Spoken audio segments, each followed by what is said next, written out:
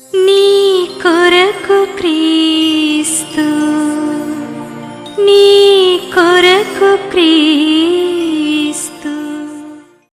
యేసు ప్రభువులో విశ్వాసంలోనికి వచ్చిన తర్వాత దేవుడు మన జీవితంలో నుంచి కొన్ని ఆయన ఎక్స్పెక్ట్ చేస్తాడు. అంటే అవి మనము చెయ్యాలి అని చెప్పి ఆయన కోరుకుంటాడు. ఆయన కోరుకునేటటువంటి ఒక ముఖ్యమైనటువంటి విషయం ఏమిటి అంటే, విశ్వాసంలోనికి వచ్చిన తర్వాత, యేసు ప్రభువులో నువ్వు విశ్వాసం ఉంచిన తర్వాత, యేసు ప్రభువులో నువ్వు పరిశుద్ధాత్మను పొందుకున్న తర్వాత, ఇవన్నీ జరిగిన తర్వాత దేవుడు అక్కడికి అయిపోయింది, ఇంకా నువ్వు చేసేటటువంటిది ఏమీ లేదు అనేటటువంటి అభిప్రాయంలో ఉండడు. లేదంటే మనకు బైబిలు అటువంటి చిత్రాన్ని మన ముందు ఉంచదు. విశ్వాసంలోనికి వచ్చిన తర్వాత నిజమైనటువంటి క్రైస్తవ జీవితం అనేటటువంటిది ప్రారంభమవుతుంది. నిన్ను రక్షించిన తర్వాత, రక్షించక ముందు కాదు, నీ యొక్క ప్రయాణము, దేవునితో నీ యొక్క ప్రయాణము, దేవునితో నీ యొక్క సంబంధం అనేటటువంటిది ప్రారంభమవుతుంది. That is the beginning of your life of faith in God or in Jesus Christ.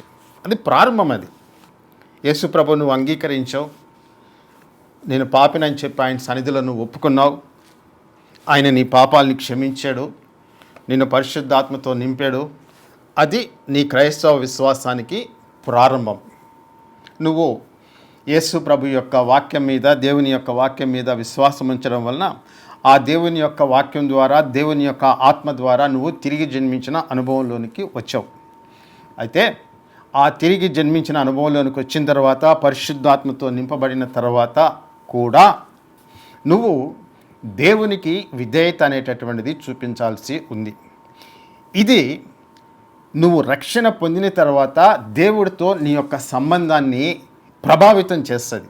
నువ్వు దేవునికి ఎంత సన్నిహితంగా ఉన్నావు అనేటటువంటిది. ప్రతి విశ్వాసి కూడా, లేదంటే యేసు ప్రభువులో రక్షణ పొందినటువంటి వాడు, తర్వాత వచ్చి యేసు ప్రభువులో రక్షణ లేనటువంటి వారు కూడా కొంతమంది ప్రార్థన చేసినప్పుడు దేవుడు నా ప్రార్థనకి జవాబు ఇవ్వాలి, దేవుడు నా ప్రార్థనకి సమాధానం ఇవ్వాలని చెప్పి కోరిక వాళ్ళ హృదయాల్లో ఉంటుంది. అయ్యో, ప్రార్థన చేసినప్పుడు నాకు ఇంకా ఎందుకు జవాబు రాలేదు, ఎందుకు ఈ మౌనం, ఎందుకు దేవుడు సైలెంట్గా ఎందుకున్నాడు అనేటటువంటి ఆలోచన ప్రతి ఒక్కరికి కూడా వస్తుంది. ఈ దినమున మనము వాక్యంలో నుంచి ఏం మాట్లాడుకుంటామంటే, దేవునికి నువ్వు బహు ప్రియుడైనటువంటి వ్యక్తిగా ఏ విధంగా ఉండగలవు, ఆయనకి ఇష్టుడైనటువంటి బిడ్డగా, ఆయనకి ఇష్టుడైనటువంటి కుమారుడుగా, కుమార్తెగా నువ్వు ఏ విధంగా ఉండగలవు. How can you become beloved of the Lord. ఈ విషయాన్ని గురించి కొద్దిసేపు మాట్లాడుకుంటాం. ఆ బిల్లవ్డ్ ఆఫ్ ద లార్డ్ అంటే దేవునికి బహు ప్రియుడు అనేటటువంటి ఆ చిన్న పదాన్ని నేను దానియేలు గ్రంథము 9వ అధ్యాయము 23వ వచనం చదువుతానండి. నీవు బహు ప్రియుడువు గనుక నీవు విజ్ఞాపన చేయనారంభించినప్పుడు ఈ సంగతిని నీకు చెప్పుటకు వెళ్ళవలనని ఆజ్ఞ బయలుదేరెను అని చెప్పి గబ్రియేలు దూత దానియేలుతోటి అంటారండి. దానియేలు గ్రంథము 10వ అధ్యాయంలో ఇంకొక దగ్గర అదే మాట రాయబడింది, 18, 19. అతడు మరలా నన్ను ముట్టి నన్ను బలపరిచి, నీవు బహుప్రియుడువు కనుక భయపడకము, నీకు శుభమవునుగాక, ధైర్యము తెచ్చుకోమని నాతో చెప్పెను. అతడు నాతో ఇట్లనగా, నేను ధైర్యం తెచ్చుకొని నువ్వు నన్ను ధైర్యపరిచితో కనుక నా ఏలినవాడైన నీవు ఆజ్ఞ ఇమ్మని చెప్పి తిని. గబ్రియేలు దూత దానియేలుతో మాట్లాడేటప్పుడు ఆయన ఉపయోగించినటువంటి పదము, దానియేలును గురించి ఉపయోగించినటువంటి పదం ఏమిటి అంటే, నువ్వు దేవునికి బహుప్రియుడవు కనుక అనేటటువంటి మాటని ఆయన ఉపయోగిస్తాడు. నువ్వు ప్రార్థన చేయడం మొదలు పెట్టగానే దేవుడు నీ ప్రార్థనకి జవాబుని పంపించాడు, ఆజ్ఞ ఇచ్చాడు అని చెప్పి అక్కడ బహు ప్రియుడవు కనుక రీజన్ చెప్తూ ఉన్నాడు గబ్రియేలు. ఎవరితోటి? దానియేలుతోటి. ఎందుకు దేవుడు దానియేలు ప్రార్థన చేయడం మొదలు పెట్టగానే దేవుడు వెంటనే ఎందుకు జవాబిచ్చాడు, ఉత్తరం ఇచ్చాడు, కారణము ఏమిటి అని చెప్పి అడిగితే, ఆ బహుప్రియుడవు తర్వాత గనుక, because you are the beloved of the Lord, దేవుడి చేత ప్రేమించబడేటటువంటి వాడు, దేవుని చేత గనుడుగా ఎంచబడుతున్నటువంటి వాడు, because you are highly esteemed అని చెప్పి ఇంగ్లీష్ ట్రాన్స్లేషన్లో ఉంది. ఇంకొక ఇంగ్లీష్ ట్రాన్స్లేషన్లో because you are beloved of the Lord. దేవుడు దానియేలుని గనుడుగా చూస్తూ ఉన్నాడు, ప్రియుడుగా చూస్తూ ఉన్నాడు. సో ఈ ప్రియుడైనటువంటి బిడ్డ, ఈ ప్రియుడైనటువంటి సేవకుడు దేవుని సన్నిధిలోకి వెళ్ళి హృదయమంతా ఆయన విచారంతో ఉంది, దుఃఖంతో ఉంది. ఎందుకంటే 70 సంవత్సరాలు పూర్తవుతూ ఉన్నాయి. తన ప్రజల యొక్క భవిష్యత్తు, ఆ దేశం యొక్క ఇశ్రాయేలీయుల యొక్క భవిష్యత్తు ఏమిటి అని చెప్పి దేవుని దగ్గర విచారించేదానికి దానియేలు పూనుకున్నప్పుడు జరిగినటువంటి సంఘటన ఇది. దేవుడు ఆయన ప్రార్థన చేయడం మొదలు పెట్టగానే వెంటనే ఉత్తరం అనేటటువంటిది వచ్చింది. అది ఎంత ముఖ్యమైనటువంటిది. ప్రతి క్రైస్తవుడు, ప్రతి క్రైస్తవురాలు, ప్రతి కుమారుడు కుమార్తె ప్రార్థన చేయగానే దేవుని దగ్గర నుంచి సమాధానము రావాలి అని చెప్పి కోరుకుంటారు. నేను రక్షించబడినటువంటి బిడ్డలను గురించి మాట్లాడుతూ ఉన్నా.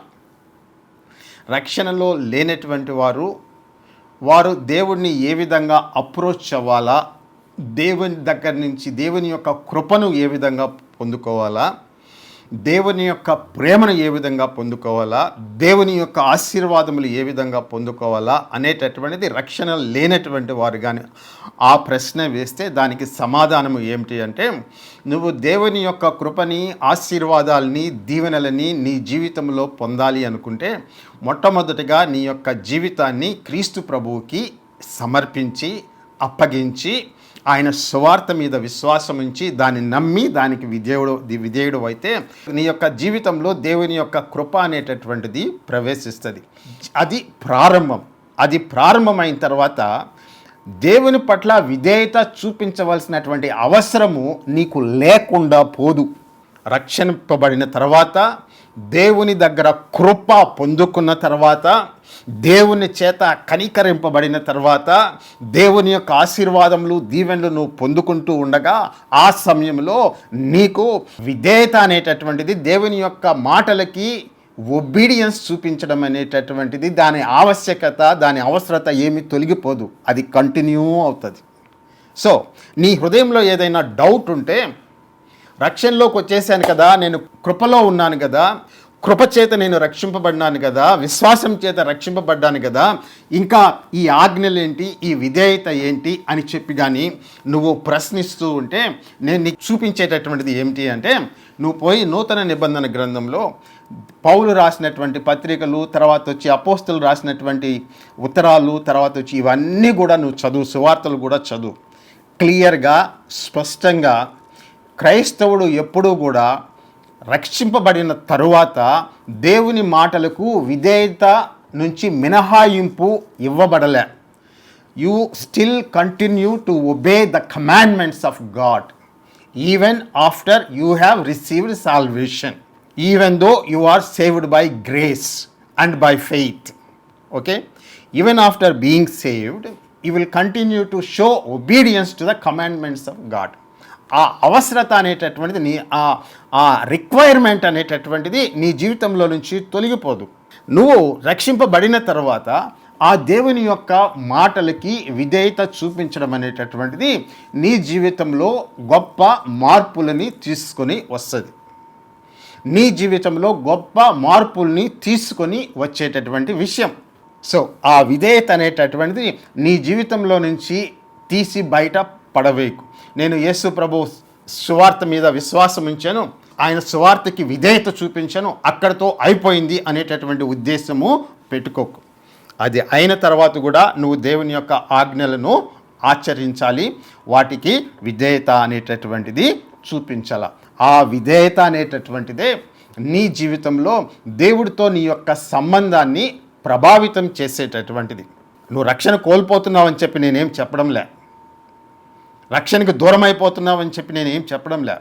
నీ జీవితము క్రీస్తు ప్రభువులో ఫలవంతంగా దేవునికి సన్నిహితంగా మెలుగుతూ, ఇదిగో దానియేలు ప్రార్థన చేసినప్పుడు, దానియేలు విచారణ చేసినప్పుడు దేవుడి దగ్గర నుంచి ఎంత త్వరగా సమాధానము వచ్చిందో, ఆ విధంగా నీ జీవితంలో కూడా నువ్వు దేవుని దగ్గర నుంచి నడిపింపును, దేవుని యొక్క సమాధానాన్ని, దేవుని యొక్క ఆశీర్వాదాలని పొందుకోవాలి అంటే నువ్వు ఖచ్చితంగా నిశ్చయంగా నీకు ఎటువంటి మినహాయింపు లేకుండా దేవుని మాటలకి విధేయత చూపించి తీరాలి. దానియేలు ఎందుకు దేవునికి బహుప్రియుడు అయ్యాడు అంటే కారణం ఏమిటి అంటే, ఆయన యవ్వన కాలం నుంచి ఆయన జీవితంలో ఒక ముఖ్యమైనటువంటి భాగము, ఆయన లైఫ్ ఫోకస్ అనేటటువంటిది దేని మీద ఉండింది అంటే దేవుని యొక్క ఆజ్ఞలని, దేవుని యొక్క మాటలని చదవడం, వాటికి విధేయత చూపించడం అనేటటువంటి దాని మీద తన లైఫ్ని దానియేలు కట్టుకున్నాడు. ఆ విషయము ఆయన ప్రారంభంలోనే, ఆయన ఇంకా యవనస్తుడిగా ఉన్నప్పుడే, ఆయన బబులోను దేశంలో చెరపట్టబడినటువంటి వారిలో ఒకడుగా ఉన్నప్పుడే ఆ విషయము స్పష్టంగా బయలుపరచబడింది. దేవుడు విధేయతకి అంత త్వరగా రెస్పాండ్ అవుతాడు. దేవుని యొక్క మాటలకి నువ్వు విధేయత చూపిస్తే దేవుడు నీ యొక్క పరిస్థితుల్లో త్వరగా రెస్పాండ్ అవుతాడు. ఆయన చెవి యొగ్గి నీ ప్రార్థనలు ఆయన వింటాడు. దానికి కారణము ఏమిటి అంటే దేవుని యొక్క మాటలకి నువ్వు విధేయత చూపిస్తున్నావు కాబట్టి దేవుడు నీకు త్వరగా రెస్పాన్స్ అనేటటువంటిది, జవాబు అనేటటువంటిది ఇస్తాడండి. చూడండి, ఒక విషయం గమనించండి. దానియేలు ఇశ్రాయేలు జాతికి చెందినటువంటి వాడు, అబ్రహాం యొక్క సంతానం, నిబంధన ప్రజల్లో ఒకడు, సున్నతి సంస్కారము పొందినటువంటి వాడు, దేవుని యొక్క ఆజ్ఞలను పొందుకున్నటువంటి వారిలో ఆ జనంలో ఈయన కూడా ఉన్నాడు. బలి అర్పణలు ఇవన్నీ కూడా ఆయన ప్రజలందరితో కలిసి ఆయన చెరపట్టబడేంత వరకు చేసినటువంటి వాడే, ప్రార్థనలన్నీ చేసినటువంటి వాడే. కానీ ఇవన్నీ ఉన్నా కూడా దేవుడి దగ్గర నుంచి ఇమ్మీడియట్గా ఆయన ప్రార్థనకి జవాబు వచ్చేటట్లు చేసినటువంటి విషయము ఏమిటి అంటే, కేవలము ఆయన సున్నతి సంస్కారం వలన, లేదంటే దేవుని నిబంధన ప్రజల్లో ఒకడైనందువలన, లేదంటే యెరూషలేము మందిరానికి ఆయన అటెండ్ అయ్యాడు కాబట్టి, బలి అర్పణలు చేశాడు కాబట్టి, దానిని బట్టి దేవుని దగ్గర నుంచి జవాబులు చాలా ఫాస్ట్గా టకా టకా టకా అని చెప్పి ఆయన జీవితంలోనికి రాలే. కారణము స్పెసిఫిక్గా మనకు దానియేలు గ్రంథంలో కనిపించేటటువంటిది ఏమిటి అంటే, 1వ అధ్యాయంలో, ఆ తర్వాత మిగిలిన అధ్యాయాల్లో దేవుని యొక్క మాటలకి ఆయన విధేయత చూపించేటటువంటి వాడు. 1వ అధ్యాయంలో, 2వ అధ్యాయంలో స్పష్టంగా మనకు తెలుస్తుంది. సో ఆ లైఫ్ స్టైల్ అనేటటువంటిది దేవుని యొక్క మాటలను చదవడము, దేవుని యొక్క మాటలను వినడము, ఆ ఆజ్ఞల చొప్పున నడుచుకుండము అనేటటువంటిది దానియేలు యొక్క లైఫ్ స్టైల్ అండి. కాబట్టి గుర్తుపెట్టుకోవాల్సినటువంటిది ఏమిటి అంటే, ఆయన ఎప్పుడు కూడా నేను అబ్రహాం యొక్క సంతానం కదా, నేను సున్నతి సంస్కారం పొందినటువంటి వాడిని కదా, మాకు యెరూషలేములో పెద్ద దేవాలయం ఉంది కదా, మేము బలి అర్పణలు అర్పించేటటువంటి వాళ్ళం కదా అనేటటువంటి వాటి మీద ఆయన ఆధారపడకుండా దేవుని యొక్క మాటలకు విధేయత చూపించడం అనేటటువంటి దాని మీద ఆధారపడ్డాడు. ఆయన బబులోన్లో ఉండేటటువంటి సమయంలో అక్కడ దేవుని యొక్క మందిరం లేకపోయినా, ఆరాధనలు జరగకపోయినా, అక్కడ ప్రార్థనలు జరగకపోయినా, బలి అర్పణలు చేయకపోయినా, ఏమీ చేయకపోయినా ఆయన ప్రార్థన చేస్తూ ఉంటే దేవుడు ఆయనకి జవాబులు ఇస్తూ ఉన్నాడు. కారణం ఏమిటి అంటే, మనకు దొరికేటటువంటి క్లూ ఏమిటి అంటే దేవుని యొక్క మాటలకి విధేయత చూపిస్తున్నాడు. ఈ విధంగా ఆయన తన జీవితాన్ని కట్టుకున్నాడండి. ఇప్పుడు ఆయన ప్రార్థన చేయడం మొదలుపెట్టినప్పుడు గబ్రియేలు దూత వచ్చి ఆ మాట అంటాడు, నువ్వు బహుప్రియుడవు కనుక అని. చాలా ఇష్టమైనటువంటి వాడు దేవునికి నువ్వు. దేవుడు నిన్ను ప్రేమిస్తూ ఉన్నాడు. దేవుని యొక్క కనులు నీ మీద ఉన్నాయి. దేవుని యొక్క దృష్టి నీ మీద నిలిచింది. ఆయన చెవి యొగ్గి నీ ప్రార్థనలను వింటూ ఉన్నాడు. దేవుడి దగ్గర నుంచి నువ్వు ఎప్పుడూ దూరం అయిపోలే. దేవుడు నీకు విముఖంగా లేడు. ఇవన్నీ కూడా అర్థాలన్నమాట. దేవుడికి నువ్వు చాలా ఇష్టమైనటువంటి వాడు దానియేలు అని చెప్తూ ఉన్నాడు. సో క్లూ ఏమిటి అంటే అండి, నువ్వు బహుప్రియుడుగా ఉండాలంటే దేవునికి నీ జీవితంలో నీకు కావలసినటువంటిది, మొట్టమొదటిగా కావలసినటువంటిది, ప్రప్రథమంగా కావలసినటువంటిది ఏమిటి అంటే దేవుని యొక్క మాటలకి నువ్వు విధేయత అనేటటువంటిది చూపించాలి. ఆ విధేయత లేకుండా మనము దేవునికి ఇష్టలము అయి ఉండము. దానివల్లనే నీ జీవితం అంతా కూడా మార్చబడుతుంది. నువ్వు పరిశుద్ధతలో నుంచి పరిశుద్ధతలోనికి ఎదుగుతూ పోతావు. ఇది పాత నిబంధన గ్రంథంలో జరిగినటువంటి విషయం అండి. అయితే మీలో కొంతమంది ఏమనొచ్చు అంటే అది పాత నిబంధన కదా, కొత్త నిబంధన గ్రంథంలో మనము ధర్మశాస్త్రం క్రింద లేము కదా, బలి అర్పణలు లేవు కదా, మనము కృపచేత రక్షింపబడ్డాము కదా, మనము విశ్వాసం చేతనే రక్షింపబడ్డాము కదా, ఇంకా ధర్మశాస్త్రానికి మనకు ఏమి సంబంధము, లేదంటే దేవుని యొక్క ఆజ్ఞలకు విధేయత చూపించడము చూపించకపోవడం అనేటటువంటిది ఎంతవరకు రిలవెంట్, ఎంతవరకు సందర్భోచితమైనటువంటిది అని చెప్పి మీలో చాలామంది అడగచ్చు. ఇంత అవసరం ఉందా, ఆజ్ఞలకు విధేయత చూపించాలా అని చెప్పి మీరు అడగచ్చు. సో దానికి ఆన్సర్ ఏ విధంగా చేద్దామంటే యోహాన్ రాసినటువంటి సువార్త 14వ అధ్యాయము 14వ వచనము 15వ వచనము ఒకసారి చదువుతానండి. నా నామమున మీరు నన్నేమి అడిగినను నేను చేతును, మీరు నన్ను ప్రేమించిన ఎడల నా ఆజ్ఞలను గైకొందురు అని చెప్పిన తర్వాత యేసు ప్రభు ఈ మాట శిష్యులతో అంటూ ఉన్నాడు. 21వ వచనం, నా ఆజ్ఞలను అంగీకరించి వాటిని గైకొనువాడే నన్ను ప్రేమించువాడు, నన్ను ప్రేమించువాడు నా తండ్రి వలన ప్రేమించబడును, నేనును వానిని ప్రేమించి వానికి నన్ను కనపరుచుకుందునని చెప్పాను. చూడండి ఎంత సారాంశము ఇమిడి ఉందో. ఆయన లోకాన్ని విడిచి వెళ్ళిపోయే ముందు, ఆయన శిలువ మరణాన్ని పొందకముందు తన యొక్క అపోస్తల్ని, తన యొక్క శిష్యుల్ని దగ్గర పెట్టుకొని చాలా ముఖ్యమైనటువంటి విషయాన్ని వాళ్ళకి బోధిస్తూ ఉన్నాడు. అది ఏమిటి అంటే దేవుని యొక్క మాటలు, అంటే యేసు ప్రభు యొక్క మాటలు, లేదంటే దేవుని యొక్క మాటలు, వాటికి విధేయత చూపించినటువంటి వాడే దేవునిని ప్రేమించేవాడు. ఎంత క్లియర్గా స్పష్టంగా ఆయన మాట్లాడుతూ ఉన్నాడో చూడండి. దేవుని యొక్క మాటలకు విధేయత చూపించేటటువంటి వాడే ఆయనను ప్రేమించేటటువంటి వాడు. ఎవరైతే యేసు ప్రభు యొక్క ఆజ్ఞలను గైకొని వాటి ప్రకారము నడుచుకుంటారో, ప్రవర్తిస్తారో, జీవితాన్ని మలచుకుంటారో వారిని యేసు ప్రభు ప్రేమిస్తూ ఉన్నాడు. యేసు ప్రభు మాత్రమే కాదు, తండ్రి వలన కూడా దేవుని వలన వాళ్ళు ప్రేమించబడుతూ ఉన్నారు. అంటే ఒక వ్యక్తి దేవుని చేత లేదంటే యేసు ప్రభు చేత ప్రేమించబడాలి అంటే ఆయనకు బహుప్రియుడుగా నువ్వు కావాలి అంటే, ఆయన నీ ప్రార్థనలకి చెవియొగ్గి ఎప్పుడూ వినాలి అనుకుంటే, ఆయన కనుదృష్టి నీ మీద ఎల్లప్పుడూ ఉండాలి అని చెప్పి నువ్వు కోరుకుంటే, నువ్వు చేయవలసినటువంటి పని ఏమిటి అంటే యేసు ప్రభు ఇచ్చినటువంటి ఆజ్ఞలని, దేవుడు పలికినటువంటి పలుకుల్ని, మాటల్ని నీ జీవితంలో నువ్వు ఆచరిస్తూ అనుసరిస్తూ వాటి ప్రకారము నడుచుకున్నప్పుడు దేవుని యొక్క ప్రేమలో నువ్వు నిలిచి ఉంటావు. ఇది నేను చెప్పేటటువంటి మాట కాదు. యోహాను సువార్త 14వ అధ్యాయంలో 21వ వచనంలో ఆయన చెప్పినటువంటి మాట, నా ఆజ్ఞలను అంగీకరించి వాటిని గైకొని వాడే నన్ను ప్రేమించువాడు, నన్ను ప్రేమించువాడు నా తండ్రి వలన ప్రేమించబడును, నేనును వారిని ప్రేమించి వారికి నన్ను కనపరుచుకుందును అని చెప్పాను. చూడండి, ఈ సందర్భం అంతట్లో, ఈ మాటలు అంతట్లో కీలకమైనటువంటిది ఫోకస్. యేసు ప్రభు దేని మీద దృష్టి పెడుతూ ఉన్నాడు? యేసు ప్రభు శిష్యులతో మాట్లాడేటప్పుడు మీ జీవితంలో అత్యంత ముఖ్యమైనటువంటి విషయము ఏమిటి అనేటటువంటిది వాళ్ళకి బోధించేటప్పుడు ఆయన పైకి తీసుకొచ్చినటువంటి అత్యంత ముఖ్యమైనటువంటి విషయం ఏమిటి అంటే ఆయన ఆజ్ఞల చొప్పున నడుచుకోవడం అనేటటువంటిది ఆయన చెప్పినటువంటి మాట, యేసు ప్రభు చెప్పినటువంటి మాట. అప్పుడు నీ జీవితంలో దేవుని యొక్క ప్రేమని నువ్వు అనుభవిస్తావు. అనుభవంలోనికి వస్తుందండి. నువ్వు రక్షింపబడ్డావు కాదని చెప్పి నేను అనడంలే.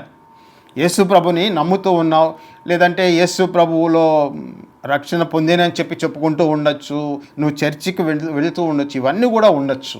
కానీ లిట్మస్ టెస్ట్ ఏమిటి అంటే నువ్వు ఆయన ఆజ్ఞలకి విధేయత చూపిస్తున్నావా? Are you obedient to the commandments of God? అది ముఖ్యమైనటువంటిది. అది నీ జీవితంలో నువ్వు చేసినప్పుడు ఆయనకు నువ్వు బహుప్రియుడైనటువంటి వ్యక్తిగా ఉంటావండి.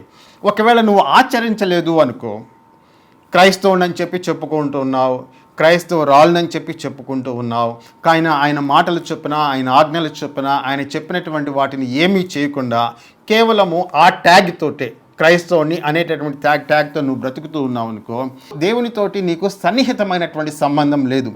ఒకవేళ నువ్వు యేసు ప్రభు మీద విశ్వాసం ఉంచావు కాబట్టి, రక్షణ పొందావు కాబట్టి, చనిపోయిన తర్వాత పరలోకానికి చేరతావు, కాదని కాదు.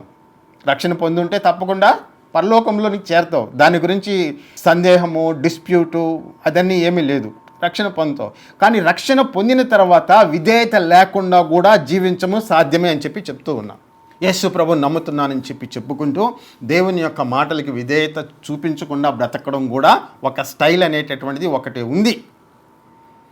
అటువంటి వారు దేవునికి ప్రియులైనటువంటి వారు కాదు, దేవుని చేత ప్రేమించబడేటటువంటి వారు కాదు, ఇష్టలైనటువంటి వారు కాదు. కాబట్టి నీ జీవితంలో నువ్వు ఎట్లా దేవునికి నేను ఇష్టమైనటువంటి వాడిగా, బహుప్రియుడైనటువంటి వాడిగా నేను ఉండాలి అని చెప్పి నువ్వు కోరుకుంటూ ఉంటే, నువ్వు చేయవలసినటువంటి మొట్టమొదటి పని ఏమిటి అంటే, ఇదిగో ఈ దేవుని యొక్క వాక్యాన్ని తీసుకొని నీ జీవితానికి దాన్ని అన్వయించుకుంటూ, దేని విషయంలో నేను దేవునికి వ్యతిరేకంగా చేస్తూ ఉన్నాను, దేని విషయంలో నేను దేవుని ఆజ్ఞల ప్రకారం నడుచుకోవాలి అనేటటువంటి దాన్ని నువ్వు చూస్తూ, ఆ విషయమై నువ్వు ప్రశ్నించుకుంటూ, దాని చొప్పున నీ ప్రవర్తనని, ఆలోచనల్ని, తలంపుల్ని, మాటల్ని సమస్తాన్ని కానీ నువ్వు దేవుని యొక్క వాక్యం చొప్పున మలచుకుంటూ ఉంటే, దేవుని యొక్క ఆ ప్రేమలో నువ్వు నిలిచి ఉంటావు, ఆ సర్కిల్లో నువ్వు నిలిచి ఉంటావు. యాకోబు రాసిన పత్రిక 1వ అధ్యాయము 21వ వచనమండి. అందుచేత సమస్త కల్మషమును, విర్రవీగుచున్న దుష్టత్వమును మాని లోపల నాటబడి మీ ఆత్మలను రక్షించుటకు శక్తిగల వాక్యమును సాత్వికముతో అంగీకరించుడి. మీరు వినువారు మాత్రమయ్యుండి మిమ్మను మీరు మోసపుచ్చుకొనకుండా వాక్య ప్రకారము ప్రవర్తించువారై ఉండి. ఎవడైనను వాక్యము వినువాడయ్యుండి దాని ప్రకారము ప్రవర్తించని వాడైతే వాడు అద్దములో తన సహజ ముఖమును చూచుకొని మనుష్యును పోలి ఉన్నాడు. వాడు తన్ను చూచుకొని అవతలికిపోయి తానెట్టివాడు వెంటనే మర్చిపోవును కదా అని చెప్పి వాక్యంలో ఆయన రాస్తాడు. ఆయన ఏమంటాడంటే, కేవలము వినడము అనేటటువంటిది ఒకటి ఉంది లైఫ్లో. వినడం వరకైతే మాత్రం వింటారు, ఆ టైంకి వస్తారు, ఆ టైంకి వచ్చి వాక్యం వింటారు, వచ్చాను విన్నాను అనేటటువంటి సంతృప్తితో పోతారు. యాకోబు అక్కడికి ఆగడంలే, కేవలము మాత్రమే అయ్యకుండా వినడం ఇంపార్టెంట్, చాలా ముఖ్యం. విన్న తర్వాత విన్నటువంటి వాక్యము ప్రకారము నడుచుకోవడం అనేటటువంటిది ఇంకా ముఖ్యం. ఏమండి, అవి రెండు కూడా ఉండాలి. అప్పుడు నీ జీవితంలో ఫలింపు అనేటటువంటిది వస్తుంది. ఆ విధంగా నువ్వు కేవలము వినేటటువంటి వాడవై ఉండి దాని ప్రకారం ప్రవర్తించినటువంటి వాడువైతే నువ్వు మోసపుచ్చుకునేటటువంటి వ్యక్తివై ఉంటావు. Ultimately you will deceive yourself saying that I am a Christian. నువ్వు క్రైస్తవుడు కాదా అనేటటువంటిది దేవుడికి నువ్వు చూపించేటటువంటి విధేయత దగ్గర మాత్రమే బయలుపడుతుందండి. అది ఒక ట్యాగ్ కాదు క్రైస్తవుడు అనేటటువంటిది. నీ హోల్ కాండక్ట్లో, నీ యొక్క ప్రవర్తనలు మొత్తంలో కూడా ఆ క్రైస్తవ దేవుని యొక్క ఆజ్ఞలు అనేటటువంటివి బయటపడాలంటే అప్పుడు నువ్వు దేవుని చేత ప్రేమించబడేటటువంటి వాడుగా, ప్రేమించబడేటటువంటి దానిగా ఉంటావు. దేవుడికి నువ్వు బహుప్రియుడైనటువంటి వ్యక్తిగా ఉంటావు. కాబట్టి నీ జీవితంలో మంచి ఫలింపు రావాలి అంటే నువ్వు దేవుని యొక్క విషయంలో, దేవుని యొక్క చిత్తంలో 30 60 100 ఫలించాలి అని చెప్పి నువ్వు కోరుకుంటూ ఉంటే నీ జీవితానికి అత్యంత ముఖ్యమైనటువంటిది ఏమిటి అంటే దేవుని యొక్క వాక్యము, దేవుని యొక్క వాక్యానికి విధేయత చూపించడం అనేటటువంటిది. ఎవరైనా దేవుని యొక్క వాక్యానికి విధేయత చూపించాలి అని చెప్పుకున్నప్పుడు ఆ సమయంలో ఒక విషయాన్ని గుర్తుకు పెట్టుకోవాలి. దేవుని యొక్క వాక్యం ప్రకారము నడుచుకోవడం అనేటటువంటిది, దానికోసము నీ జీవితంలో కొన్ని నువ్వు వదులుకోవాల్సి ఉంటుంది. కొన్ని యూ హ్యావ్ టు సాక్రిఫైస్, కొన్నిటిని నువ్వు భరించాల్సి వస్తుంది. నీకు ఇష్టం లేనటువంటి వాటిని ఓర్చుకోవాల్సి వస్తుంది. నీకు ఇష్టం లేనటువంటి వాటిని నువ్వు చేయాల్సి వస్తుంది. ఎందుకు? అది దేవుని యొక్క మాట కాబట్టి, దేవుడు పలికినటువంటి పలుకులు కాబట్టి, నీ ఆలోచనలో, నీ తలంపుల్లో, నీ అన్నిట్లో కూడా నువ్వు కొన్నిసార్లు బాధకి గురైతే గురి కావచ్చు, దుఃఖానికి గురైతే గురి కావచ్చు. అయినా కూడా ఆ ఖరీదుని నువ్వు చెల్లించేదానికి నువ్వు ఇష్టపడి దేవుని యొక్క వాక్యాన్ని నువ్వు ముఖ్యమైనటువంటిదిగా భావించి దానికి లోబడుతూ ఉన్నావు. నువ్వు క్రిందకి దించేసుకొని నిన్ను నువ్వు తగ్గించేసుకొని దేవుని యొక్క వాక్యాన్ని నువ్వు పైకెత్తుతూ ఉన్నావు. దేవుణ్ణి గణపరచడము అంటే, దేవుణ్ణి ప్రేమించడము అంటే దేవుని యొక్క వాక్యానికి నువ్వు లోబడ్డము, దాన్ని ఎత్తుపట్టుకోవడము, దాన్ని గణపరచడము అనేటటువంటిది దాని యొక్క సారాంశం. కాబట్టి నీ జీవితంలో అత్యంత ముఖ్యమైనటువంటి విషయము ఏమిటి అంటే, నువ్వు ఫలింపులోనికి రావాలి అంటే, దేవునికి బహుప్రియుడుగా నువ్వు ఉండాలంటే, నువ్వు దేవునికి ప్రియమైనటువంటి వాడుగా, దేవుని చేత ప్రేమించబడేటటువంటి వాడుగా నువ్వు ఉండాలంటే దేవుని మాటలకి విధేయత చూపించాలి. దేవుడు ఈ వాక్యాన్ని దీవించును గాక. యేసు నామములో ఆమేన్. ఆకాశములు ఎన్నైనా పట్టలేని ప్రేమాది, సముద్రములు ఎన్నైనా నింపలేని ప్రేమాది. ఆకాశములు ఎన్నైనా పట్టలేని ప్రేమాది, సముద్రములు ఎన్నైనా నింపలేని ప్రేమాది. యేసయ్యా యేసయ్యా నీ ప్రేమే చాలయ్యా, యేసయ్యా యేసయ్యా నీ ప్రేమే చాలయ్యా. ఆకాశములు ఎన్నైనా పట్టలేని ప్రేమాది. అగ్ని జ్వాలల కన్నులవి భగా భగా మండునవి, అగ్ని జ్వాలల కన్నులవి భగా భగా మండునవి. బండ వంటి గుండెలను నీరు కార్చిన ప్రేమాది, బండ వంటి గుండెలను నీరు కార్చిన ప్రేమాది. ఆరని మారని ప్రేమాది, నన్నే మార్చిన ప్రేమాది. ఆరని మారని ప్రేమాది, నన్నే మార్చిన ప్రేమాది. యేసయ్యా యేసయ్యా నీ ప్రేమే చాలయ్యా, యేసయ్యా యేసయ్యా నీ ప్రేమే చాలయ్యా. ఆకాశములు ఎన్నైనా పట్టలేని ప్రేమాది, సముద్రములు ఎన్నైనా నింపలేని ప్రేమాది. రక్తధారల చేతులవి తాచేయున్న బాహు అది, రక్తధారల చేతులవి తాచేయున్న బాహు అది. తప్పులను ఎంచదది వేచి వెంటాడు ప్రేమాది, తప్పులను ఎంచదది వేచి వెంటాడు ప్రేమాది. రొమ్మున దాచిన ప్రేమాది, నన్నే దోచిన ప్రేమాది. రొమ్మున దాచిన ప్రేమాది, నన్నే దోచిన ప్రేమాది. యేసయ్యా యేసయ్యా నీ ప్రేమే చాలయ్యా, యేసయ్యా యేసయ్యా నీ ప్రేమే చాలయ్యా. ఆకాశములు ఎన్నైనా పట్టలేని ప్రేమాది, సముద్రములు ఎన్నైనా నింపలేని ప్రేమాది. మేకు దిగిన పాదాలవి రక్త సిక్త మార్గమది, మేకు దిగిన పాదాలవి రక్త సిక్త మార్గమది. గుంట నుండి పైకెత్తి నన్ను చేర్చి కూర్చిన ప్రేమాది, గుంట నుండి పైకెత్తి నన్ను చేర్చి కూర్చిన ప్రేమాది. పరిగెత్తి వచ్చిన ప్రేమాది, పగ్గాలే లేని ప్రేమాది. పరిగెత్తి వచ్చిన ప్రేమాది, పగ్గాలే లేని ప్రేమాది. యేసయ్యా యేసయ్యా నీ ప్రేమే చాలయ్యా, యేసయ్యా యేసయ్యా నీ ప్రేమే చాలయ్యా.